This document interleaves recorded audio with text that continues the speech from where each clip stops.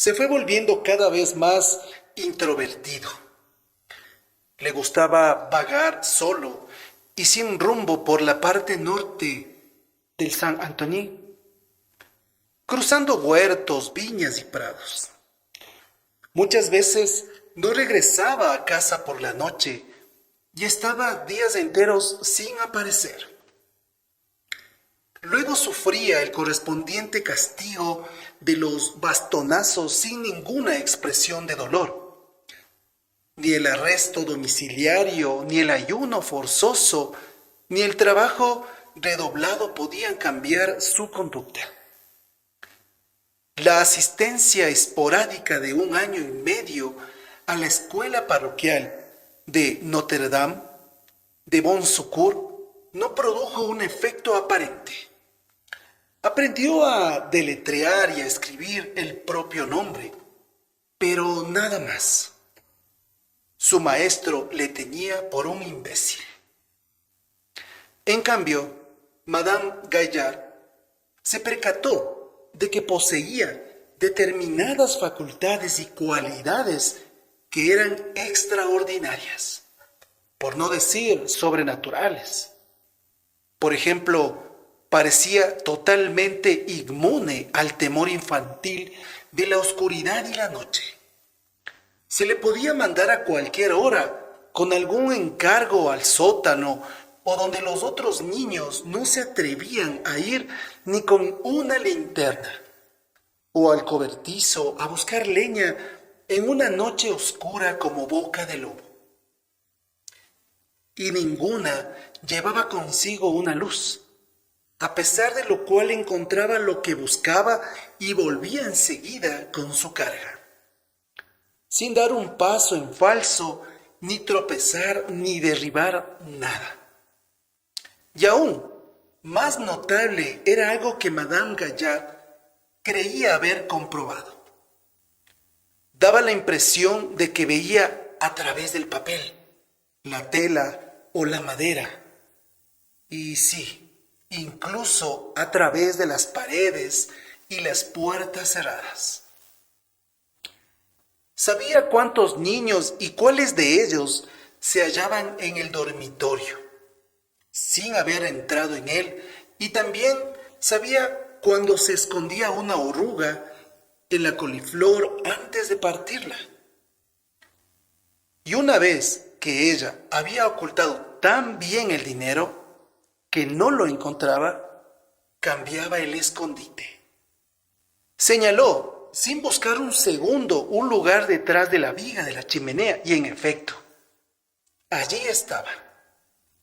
Incluso podía ver el futuro, pues anunciaba la visita de una persona mucho más antes de que ella llegase, y predecía infaliblemente la proximidad de una tormenta antes de que apareciera en el cielo la más pequeña nube.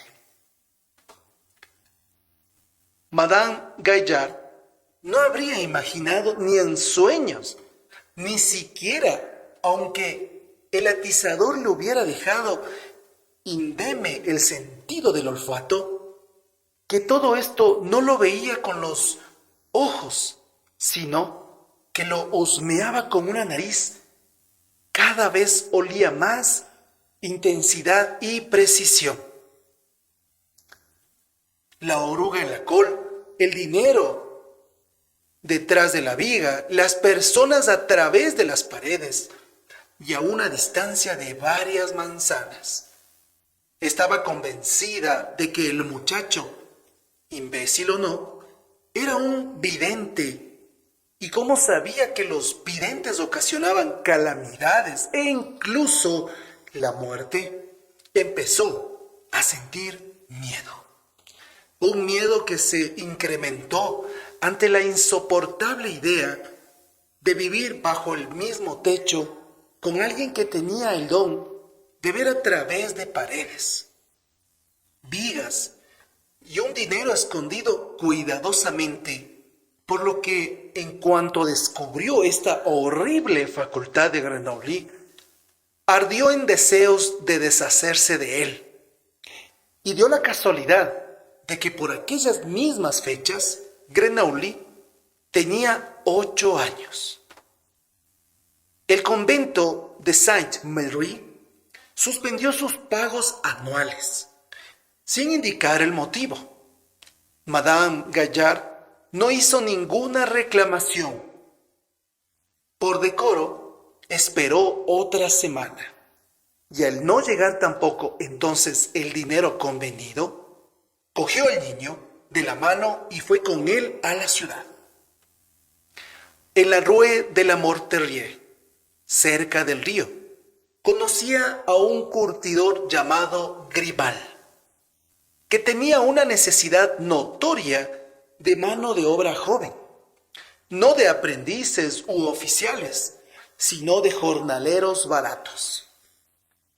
En el oficio había trabajos: limpiar carne, limpiar las pieles putrefactas de animales, mezclar líquidos venenosos para curtir y teñir, preparar el tanino cáustico para el curtido, tan peligrosos que es un maestro responsable, no lo confiaría a nadie. Si podía evitarlo, a sus trabajadores especializados, sino a maleantes sin trabajo, vagabundos e incluso niños sin amo por los cuales nadie preguntaba en caso de una desgracia. Como es natural, Madame Gaillard sabía que en el taller de Grimal, el niño Grenoble tendría pocas probabilidades de sobrevivir. Pero no era mujer para preocuparse por ella. Ya había cumplido con su deber. El plazo del hospedaje había tocado ya a su fin. Lo que pudiera ocurrirle ahora a su antiguo pupilo no le concernía en absoluto. Si sobrevivía, mejor para él, y si moría, daba igual. Lo importante era no infringir la ley. Exigió a Monsieur Grimal una declaración por escrito de que se había hecho cargo del muchacho. Firmó, por su parte, el recibo de 15 francos de comisión y emprendió el regreso a su casa de la Rue de Charron, sin sentir la menor punzada de remordimiento. Por el contrario, creía haber obrado no solo bien, sino además con justicia, puesto que seguir manteniendo a un niño por el que nadie pagaba redundaría en perjuicio de los otros niños e incluso de sí misma, y pondría en peligro el futuro de los demás pupilos y su futuro propio, es decir, su propia muerte privada, que era el único deseo que tenía en la vida. Dado que abandonados a Madame Gaillard, en este punto de la historia, y no volveremos a encontrarla más tarde, queremos describir en pocas palabras el final de sus días. Aunque muerta interiormente desde niña, Madame Gaillard alcanzó para su desgracia una edad muy avanzada. En 1782, con casi 70 años, cerró su negocio y se dedicó a vivir de renta en su pequeña vivienda, esperando la muerte. Pero la muerte no llegaba. En su lugar llegó algo con lo que nadie en el mundo habría podido contar y que jamás había sucedido en el país. A saber, una revolución, o sea, una transformación radical del conjunto de condiciones sociales, morales y trascendentales. Al principio, esta revolución no afectó en nada al destino personal de Madame Gaillard. Sin embargo, con posterioridad, Cuando casi tenía 80 años, 10 años después, sucedió que en el hombre que le pagaba la renta se vio obligado a emigrar. Y sus bienes fueron expropiados y pasaron a manos de un fabricante de calzas. Durante algún tiempo pareció que tampoco este cambio tendría consecuencias fatales para Madame Gaillard, ya que el fabricante de calzas siguió pagando puntualmente la renta. No obstante, llegó un día en que le pagó el dinero no en monedas contantes y sonantes, sino en forma de pequeñas hojas de papel impreso.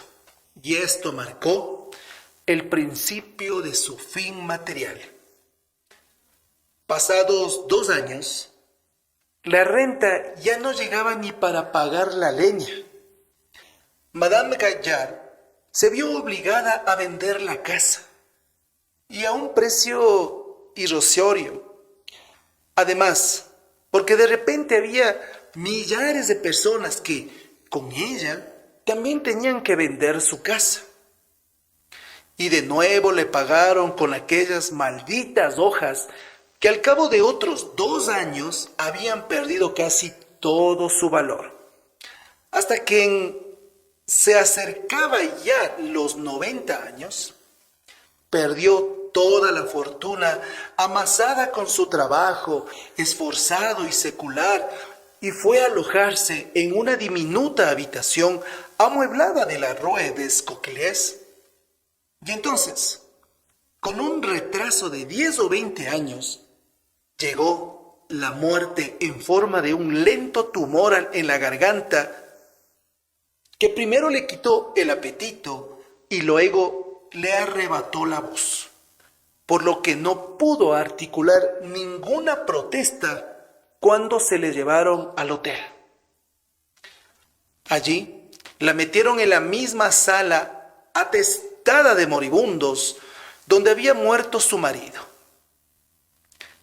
Le acostaron en una cama con otros 5 mujeres totalmente desconocidas que yacían cuerpo contra cuerpo y la dejaron morir durante 3 semanas a la vista de todos.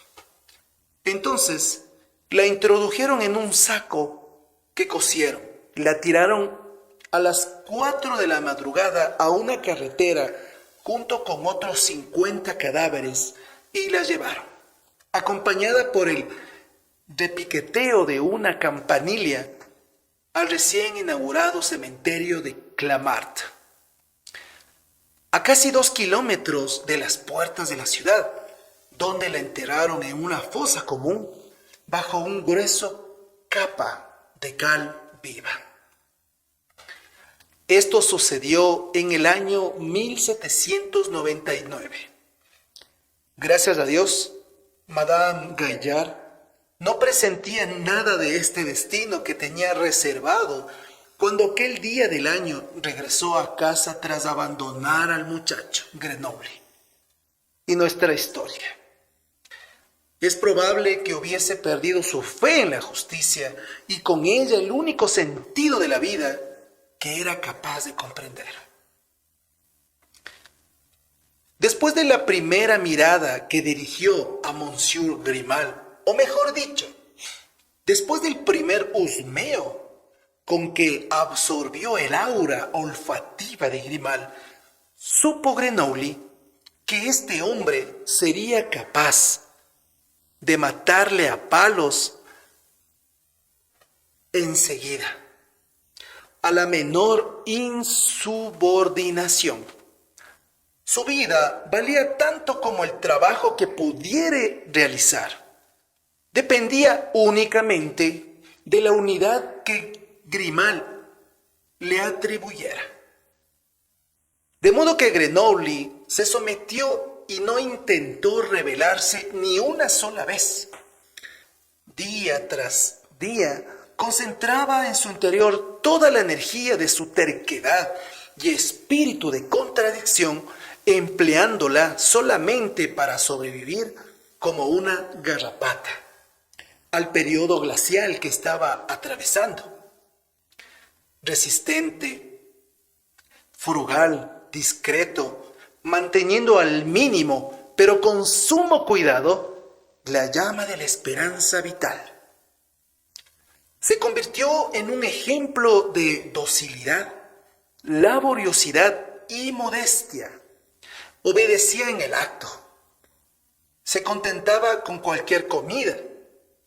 Por la noche se dejaba encerrar en un cuartucho adosado al taller, donde se guardaban herramientas y pieles saladas. Allí dormía sobre el suelo gastado por el uso. Durante el día trabajaba de sol a sol. En invierno 8 horas y en verano 14, 15 y hasta 16. Limpiaba de carne las hediondas pieles. Las enjuagaba, pelaba, blanqueaba, cauterizaba y abatanaba. Las impregnaba de tanino, partía leña, descortezaba abedules y tejos. Bajaba al noque lleno de vapor cáustico y colocaba pieles y cortezas a capas, tal como le indicaban los oficiales. Esparcía agallas machacadas por encima y cubría la espantosa hoguera con ramas de tejo y tierra. Años después, tuvo que apartarlo todo para extraer de su tumba las pieles momificadas convertidas en cuero. Cuando no enterraba o desenterraba pieles, acarreaba agua. Durante meses acarreó agua desde el río. Cada vez 2 cubos, cientos de cubos al día, pues el taller necesitaba ingentes cantidades de agua para lavar, ablandar, hervir y teñir. Durante meses vivió con el cuerpo siempre húmedo de tanto acarrear agua. Por las noches la ropa le chorreaba y tenía la piel fría, esponjada y blanda como el cuero lavado. Al cabo de 1 año de esta existencia más animal que humana, contrajo el antrax maligno, una temida enfermedad de los curtidores, que suele predecir la muerte. Grimal ya le había desahuciado y empezado a buscar un sustituto. No sin lamentarlo, porque no había tenido nunca un trabajador más frugal y laborioso. Cuando Grenouille, contra todo pronóstico, superó la enfermedad, solo le quedaron cicatrices de las grandes antrax negras que tuvo detrás de las orejas, en el cuello y en las mejillas, que lo desfiguraban, afeándolo todavía mucho más. Aparte de salvarse, adquirió ventaja inapreciable: la inmunidad contra el mal, de modo que en lo sucesivo podría descarnar con manos agrietadas y ensangrentadas las pieles más duras sin correr el peligro de contagiarse. En esto no solo se distinguía de los aprendices y oficiales, sino también de sus propios sustitutos potenciales. Y como ahora ya no era tan fácil de reemplazar como antes, el valor de su trabajo se incrementó y también, por consiguiente, el valor de su vida. De improviso ya no tuvo que dormir sobre el santo suelo, sino que pudo construirse una cama de madera en el cobertizo y obtuvo paja y una manta propia. Ya no le encerraban cuando se acostaba y la comida mejoró. Grimal había dejado de considerarle un animal cualquiera. Ahora era un animal doméstico útil. Cuando tuvo 12 años, Grimal le concedió medio domingo libre y a los 13 pudo incluso disponer de 1 hora todas las noches. después del trabajo, para hacer lo que él quisiera. Había triunfado, ya que vivía y poseía una porción de libertad que le bastaba para seguir viviendo. Había terminado el invierno. La garrapata Grenoble volvió a moverse. Oliscó el aire matutino y sintió la atracción de la casa. El mayor coto de olores del mundo le abría sus puertas la ciudad de París. Era como el país de Jauja. Solo el vecino barrio de Saint-Jacques de la Bouture de Saint-Eustache era Jauja. En las calles adyacentes a la Rue Saint-Denis y la Rue Saint-Martin, la gente vivía tan apiñada, las casas estaban tan juntas unas de otras, todas de 5 y hasta 6 pisos, que no se veía el cielo y el aire se inmovilizaba sobre el suelo, como en húmedos canales atiborrados de olores que se mezclaban entre sí, olores de hombres y animales, de comida y enfermedad, de agua, piedra, cenizas y cuero, jabón, pan recién cocido y huevos que servían en vinagre, fideos y latón bruñido, salvia, cerveza y lágrimas, grasa y paja húmeda y seca. Miles y miles de aromas formaban un caldo invisible que llenaba las callejuelas estrechas y rara vez se politizaba en los tejados y nunca en el suelo. Los seres humanos que allí vivían ya no olían a nada en especial en este caldo. De hecho, había surgido de ellos y los había empapado una y otra vez.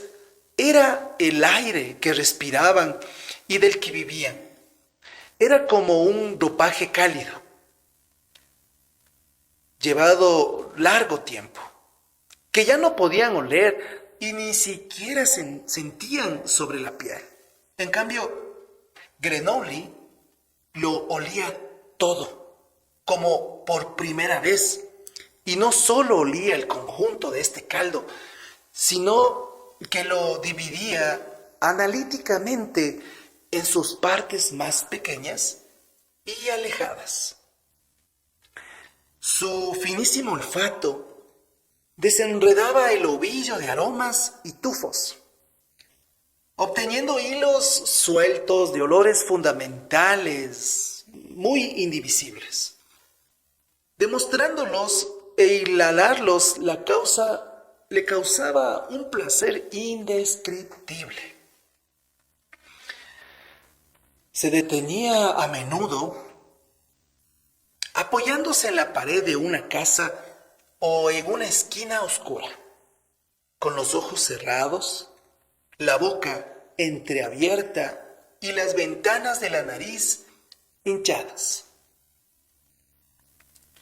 como un pez voraz en aguas caudalosas, oscuras y lentas. Y cuando por fin un hábito de aire le traía el extremo de un fino hilo odorífero, lo aprisionaba y ya no lo dejaba escapar. Ya no olía nada más que este aroma determinado. Lo retenía con firmeza, lo inspiraba y lo almacenaba para siempre. Podía ser un olor muy conocido o una variación, pero también podía tratarse de uno muy nuevo, sin ninguna semejanza con ninguno otro de los que había olido hasta entonces, y menos aún visto. El olor de la seda planchada, por ejemplo, el olor de un té de serpol, el de un trozo de brocado recamado en plata, el del corcho de una botella de vino especial tal vez, el de un peine de Carey. Grenoble iba a la casa de estos olores todavía desconocidos para él. Los buscaba con la pasión y la paciencia de un pescador y los almacenaba dentro de sí. Grenoble, cuando se cansaba del espeso caldo de las callejuelas de París, se iba a lugares más ventilados, donde los olores eran más débiles, se mezclaban con el viento y se extendían casi como un perfume. En el mercado de Les Halles, por ejemplo, donde en los olores del atardecer aún seguía viviendo el día. Invisible, pero con gran claridad. Como si aún se apiñaran allí los vendedores, como si aún continuaran allí las banastas llenas de hortalizas y huevos, las tinajas llenas de vino y vinagre, los sacos de cereales, patatas y harina, las cajas de clavos y tornillos, los mostradores de carne, las mesas cubiertas de tela, vasijas y suelas de zapatos y centenares de otras cosas que se vendían durante el día. Toda la actividad estaba hasta el menor detalle presente. Y lo olía con más exactitud de la que muchos lo veían, ya que lo percibía en su interior y por ello de manera mucho más intensa, como la esencia, el espíritu de algo pasado que no sufre la perturbación de los atributos habituales del presente, como el ruido, la algarabía, el repugnante hacinamiento de los hombres. O se dirigía allí donde su madre había sido decapitada, la plaza de Grève, que se metía en el río como una gran lengua. Había barcos embarracados en las orillas o atracados que olían a carbón, a grano, a heno y a sogas húmedas. Y desde el oeste llegaba por esta vía única trazada por el río, a través de la ciudad, una corriente de aire más ancha que traía aromas del campo, de las praderas, de Neuilly, de los bosques entre Saint y Germain y Versalles, de ciudades muy lejanas como Rouen o Caen, y muchas veces el incluso del mar. El mar olía como una vela hinchada que hubiera aprisionado agua, sal y un sol frío. El mar tenía un olor sencillo, pero al mismo tiempo grande y singular, por lo que Grenoble no sabía si dividirlo en olor a pescado, a sal, a agua, a algas, a frescor, bueno, etc. Prefería, sin embargo, dejarlo entero para retenerlo en la memoria y disfrutarlo sin divisiones.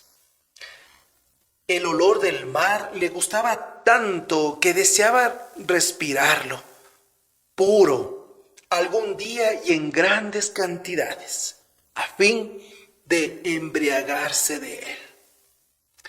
Y más tarde, cuando se enteró de lo grande que era el mar y que los barcos podían navegar durante días sin ver tierra, nada le complacía tanto como imaginarse a sí mismo a bordo de un barco, encaramado a una cofa en el mástil más cercano a la proa, surcando el agua a través del olor infinito del mar, que en realidad no era un olor, sino un aliento, una exhalación, el fin de todos los dolores, y disolviéndose de placer en el aliento. No obstante, esto no se realizaría nunca porque Grenoble, que en la orilla de la Place de Grève, inspiraba y expiraba de vez en cuando un pequeño aire de mar, no vería en su vida el auténtico mar, el gran océano que se encontraba al oeste, y por lo tanto jamás podría mezclarse con esta clase de olor. Pronto conoció con tanta exactitud los olores del barrio entre Saint-Eustache y el Hotel de Beach, donde podía orientarse hasta en la noche más oscura. Entonces amplió su coto, primero en dirección oeste hacia el Faubourg Saint-Honor, luego la Rue Saint-Antoine hasta la Bastilla y finalmente hasta la otra orilla del río y el barrio de la Sorbona y el Faubourg Saint-Germain, donde vivían los ricos y acaudalados. A través de las verjas de entrada olía a piel de carruaje y al polvo de las pelucas de los lacayos, y desde el jardín flotaba por encima de los altos muros el perfume de la retama y de las rosas, la aleña recién cortada. También fue aquí donde Grenoble olió por primera vez perfume en el verdadero sentido de la palabra.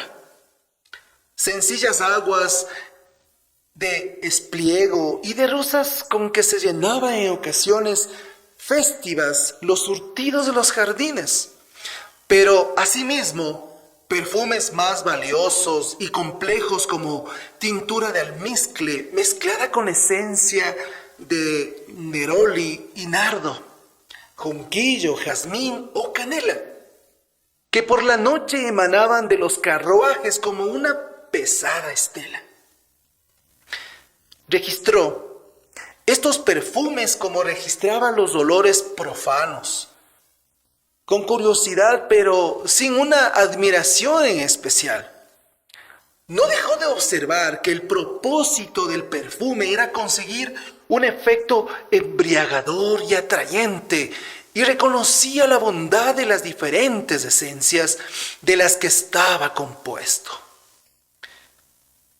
Pero en conjunto le parecían más bien toscos y pesados, chapuceros más que sutiles, y sabía que él podría inventar otras fragancias muy distintas si dispusiera de las mismas materias primas. Muchas de estas materias primas ya las conocía de los puestos de flores y especias del mercado. Otras eran nuevas para él y procedió a separarlas de las mezclas para conservarlas, sin nombre, solo en la memoria. Ámbar, aljalia, pachulí, madera de sándalo, bergamota, vetiver, opoponaco, tintura de benjuí, flor de lúpulo, castoreo. No tenía preferencias, la verdad. No hacía distinciones, todavía no, entre lo que solía calificarse de buen olor o mal olor. La avidez lo dominaba. El objetivo de sus cacerías era poseer todo cuanto el mundo podía ofrecer en olores, y la única condición que ponía era que fuesen nuevos. El aroma de un caballo sudado equivalía para él a la fragancia de un capullo de rosa, y el hedor de un chinche al olor del asado de ternera que salía de una cocina aristocrática. Todo lo aspiraba, todo lo absorbía. Y tampoco reinaba ningún principio estético en la cocina sintetizadora de olores de su fantasía, en la cual realizaba constantes nuevas combinaciones odoríferas. Eran extravagancias que creaba y destruía enseguida como un niño que juega con cubos de madera. Invento y destructor, sin ningún principio creador aparente. El 1 de septiembre de 1753, aniversario de la ascensión al trono del rey, en el Pont Royal de la ciudad de París, se encendió un castillo de fuegos artificiales. No fueron tan espectaculares como los de la boda del rey, ni como los legendarios fuegos de artificio como motivo del nacimiento del delfín. Pero no por ello dejaron de ser impresionantes. Se habían montado ruedas solares en los mástiles de los buques, y desde el puente caían al río lluvias de estrellas procedentes de los llamados toros de fuego. Y mientras tanto, en medio de un ruido ensordecedor, estallaban petardos y por el empedrado saltaban los buscapiés y centenares de cohetes se elevaban hacia el cielo, pintando lirios blancos en el firmamento negro. Una muchedumbre de muchos miles de personas congregadas en el puente y en los quays de ambas orillas del río acompañaba el espectáculo con entusiasmados ¡ay! ¡Osh! ¡Bravo! Incluso vivas. Aunque el rey ocupaba el trono desde hacía 38 años y había rebasado ampliamente el punto culminante de su popularidad, tal era el poder de unos fuegos artificiales. Grenoble los presenciaba en silencio a la sombra del pabellón de Flore, en la orilla derecha, frente al Pont Royal. No movió las manos para aplaudir, ni miró una sola vez hacia arriba para ver elevarse los cohetes. Había venido con la esperanza de oler algo nuevo, pero pronto descubrió que los fuegos no tenían nada que ofrecer. Olfatoriamente hablando, aquel gran despilfarro de chispas, lluvia de fuego, estallidos y silbidos dejaba tras de sí una monótona mezcla de olores compuestos de azufre, aceite y salitre. Se disponía ya a alejarse de la aburrida representación para dirigirse a su casa, pasando por las galerías del Louvre, cuando el viento le llevó algo minúsculo, apenas perceptible, una migaja, un átomo de fragancia, o no, todavía menos, el indicio de una fragancia más que una fragancia en sí. Y pese a ello, la certeza de que era algo jamás olfateado antes. Retrocedió de nuevo hasta la pared, cerró los ojos y esponjó las ventanas de la nariz. La fragancia era de una sutileza y finura tan excepcionales que no podía captarla. Escapaba una y otra vez a su percepción, ocultándose bajo el polvo húmedo de los petardos, bloqueada por las emanaciones de la muchedumbre y dispersa en 1000 fragmentos por los otros 1000 olores de la ciudad. De repente, sin embargo, volvió, pero solo en diminutos retazos, ofreciendo durante un breve segundo una muestra de su magnífico potencial y desapareció de nuevo. Grenoble sufría un tormento. Por primera vez no era su carácter ávido el que se veía contrariado, sino su corazón el que sufría. Tuvo el extraño presentimiento de que aquella fragancia era la clave del ordenamiento de todas las demás fragancias, que no podía entender nada de ninguna, si no entendía precisamente esta, y que él, Grenoble, habría desperdiciado su vida si no conseguía poseerla. Tenía que captarla, no solo por la mera posesión, sino por la tranquilidad de su corazón. La excitación casi le produjo malestar. Ni siquiera se había percatado de la dirección de donde procedía la fragancia. Muchas veces los intervalos entre un soplo de fragancia y otro duraban minutos y cada vez le sobrecogía el horrible temor de haberla perdido para siempre. Al final se convenció, desesperado de que la fragancia provenía de la otra orilla del río, de alguna parte en dirección sudeste. Se apartó de la pared del pabellón de Floré para mezclarse con la multitud y abrirse paso hacia el puente. A cada 2 pasos se detenía y ponía de puntillas como objeto de olfatear por encima de las cabezas. Al principio la emoción no le permitió oler nada, pero por fin logró captar y oliscar la fragancia, más intensa incluso que antes.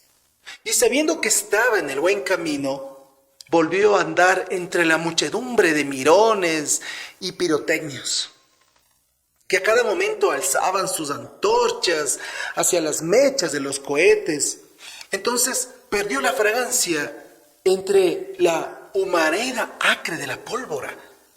Le dominó el pánico, se abrió paso a codazos y empujones.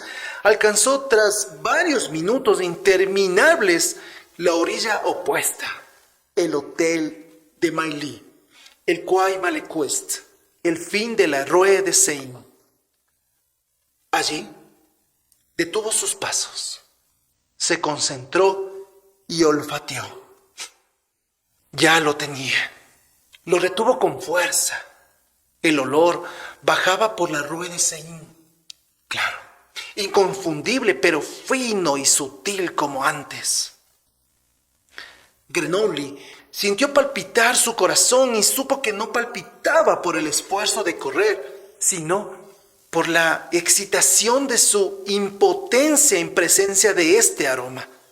Intentó recordar algo parecido y tuvo que desechar todas las comparaciones.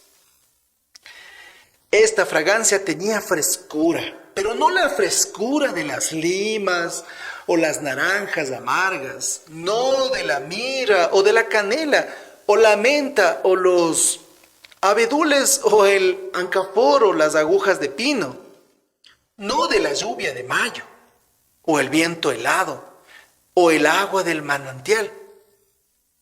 Y era a la vez cálido, pero no como la bergamota, el ciprés o el almizcle, no como el jazmín o el narciso, no como el palo de rosa o el lirio. Esta fragancia era una mezcla de 2 cosas, lo ligero y lo pesado. No una mezcla, sino una unidad y además sutil y débil, y sólido y denso al mismo tiempo, como un trozo de seda fina y tornalosada. Pero tampoco como la seda, sino como la leche dulce en la que se deshace la galleta. lo cual no era posible. Por más que se quisiera, seda y leche, una fragancia incomprensible, indescriptible, imposible de clasificar. De hecho, su existencia era imposible. Y no obstante, ahí estaba, en toda su magnífica rotundidad. Grenoble la siguió con el corazón palpitante porque presentía que no era él quien seguía la fragancia, sino la fragancia la que le había hecho prisionero y ahora le atraía irrevocablemente hacia sí. Continuó bajando por la Rue de Seine.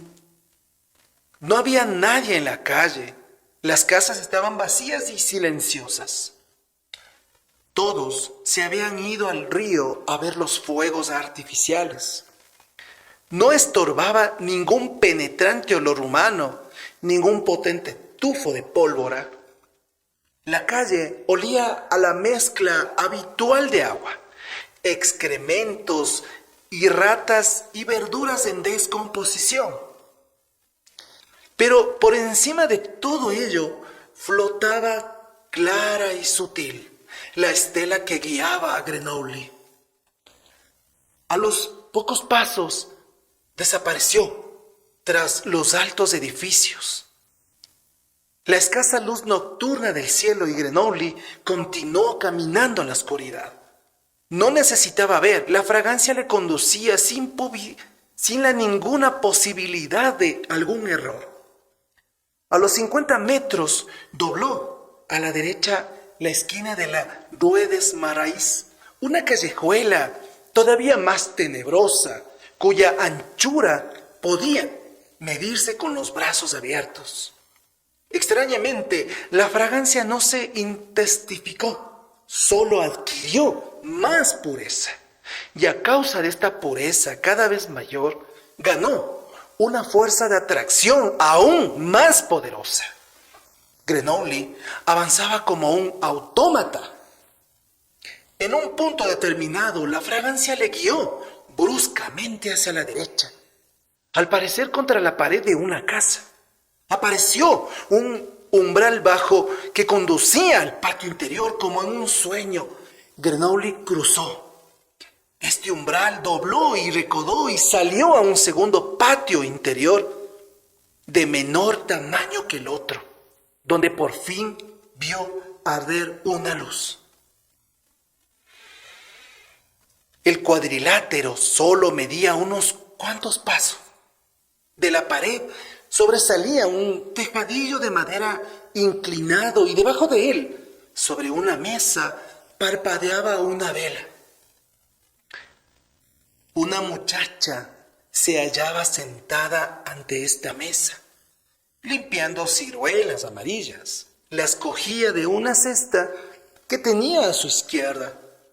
Las despezonaba y deshuesaba con un cuchillo y las dejaba caer en un cubo. Debía tener 13 o 14 años. Grenoble se detuvo. Supo inmediatamente de dónde procedía la fragancia que había seguido durante más de media milla desde la otra margen del río. No de este patio sucio ni de las ciruelas amarillas, procedía de la muchacha. Por un momento se sintió tan confuso que creyó realmente no haber visto nunca en su vida nada tan hermoso como esta muchacha. Solo veía su silueta de atrás, a contraluz desde la vela. Pensó, naturalmente, que nunca había olido nada tan hermoso. Sin embargo, como no conocía los olores humanos, muchos miles de ellos, olores de hombres, mujeres y niños, no quería creer que una fragancia tan exquisita pudiera emanar de un ser humano. Casi siempre los seres humanos tenían un olor insignificante o detestable. El de los niños era insulso. El de los hombres consistía en orina, sudor fuerte y queso. El de las mujeres en grasa rancia y pescado podrido. Todos sus olores carecían de interés y eran repugnantes. Y por ello ahora ocurrió que Renouli por primera vez en su vida desconfió de su nariz y tuvo que acudir a la ayuda visual para creer lo que olía. La confusión de sus sentidos no duró mucho.